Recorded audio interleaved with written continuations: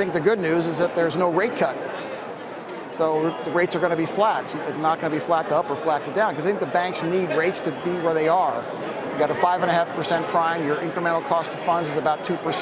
That's a good place to be. If the Fed starts lowering rates, that's going to be bad for margins and bad for the banks. So hopefully they'll stay where they are and just leave it alone. So do you buy the banks today, and in particular, which type of bank? A bigger bank, or some of the regionals really slammed today? Well, I think, again, there's a lot of good banks. We're trying to buy the ones where the managements are paying attention to what's going on, and they have a defensible position either on the asset side or on the deposit side.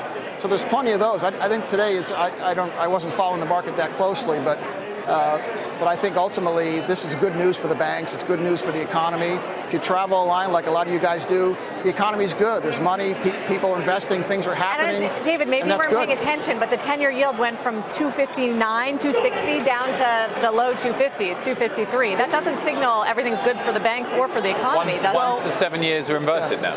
Well, I think the issue there is that the market's reacting to the fact that rates aren't going to go up, so you can buy that 10-year. But I don't think the 10-year is not where the banks are lending. They're lending at something around prime. They're not borrowing money at the 10-year. So I understand that the rates have come down, but it's a big market. The bond market's big. So the fact that a bank can make loans at that rate and they're making investments, the economy is good, employment is good, which means people are going to pay their debts. So I think I think we can't take one day, like you were saying, but at the end of the day, the structure of the market now is good in terms of rates and where we are, and hope the Fed doesn't mess it up by thinking they need to lower rates.